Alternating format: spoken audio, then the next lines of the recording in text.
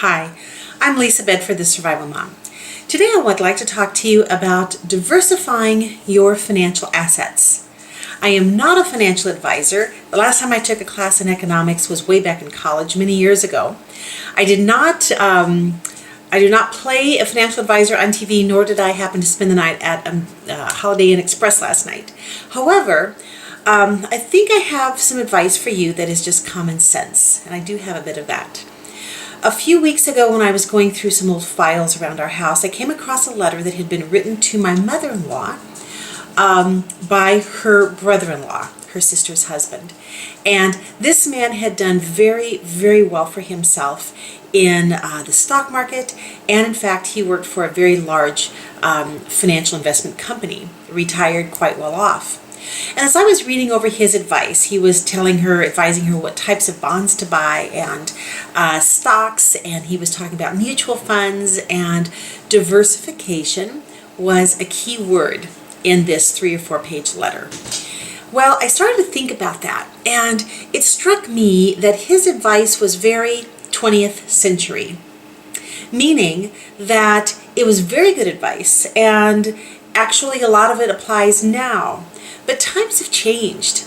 Nowadays, we have Americans wondering if they should cash in their retirement funds because they don't really trust the future of our economy or the decisions our federal government may make at some point in regards to their IRAs and other investments they have made for their retirement.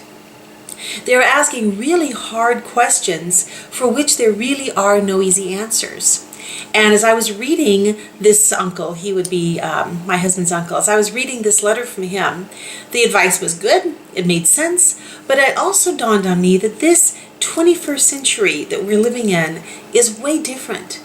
And we can't always rely on a strategy or a combination of strategies that worked years ago to make sure that our future now is safe and secure.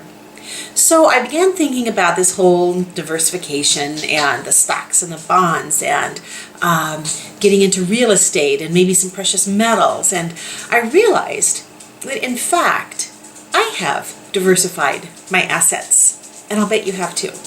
Because I have purchased things that are hard goods. Things that may not increase greatly in value as stocks sometimes do and as mutual bonds have been known to do, but also if there should come a crash in one market or one bubble or another, I still have those hard goods. And I realized that every time I buy some silver coins, or when I can afford it, some gold coins, or I buy another week's worth of groceries to set aside, food that will last long term, every time that I make a move like that, I really am diversifying.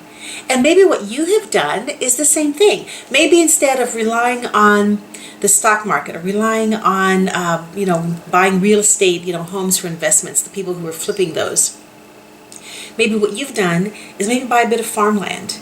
Maybe you have bought some farm equipment. Maybe you have invested in some livestock and the feed and the supplies it takes to take care of that livestock. Maybe you have stocked up on 3 or 4 or 5 months worth of food or more. Maybe you have purchased a manual well pump if you have a well on your property.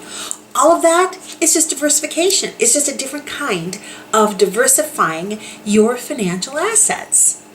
If you're watching this video, and maybe if you're reading the blog article that is going to accompany it, you remember just as I do the housing bubble when it burst, and all of a sudden you realized that your home wasn't worth nearly what you thought it had been worth, just days or weeks before. And maybe you too looked at your retirement account, maybe you too looked at your investments and realized, oh my gosh, other people have complete control over this. I have no control over what the one mutual fund company or another does with my money. And in fact, the minute you put money into a bank, it really doesn't even belong to you anymore. It belongs to that bank until you go and get it out.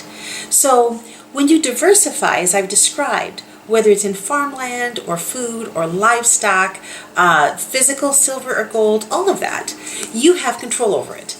And I think going forward, not just diversification, but having more control over what you own, having more control over your own finances, and how you decide to diversify it may be the smartest strategy of all. A diversification strategy for the 21st century and forward.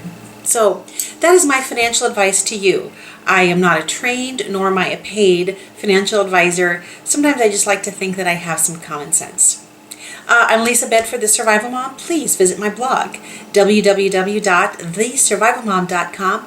Catch my podcast and those of about a dozen other women on survivalmomradio.com. We put out about 10, 12 different podcasts or internet radio shows every single week on all different topics. And by all means, subscribe to this YouTube channel. I will see you the next time around.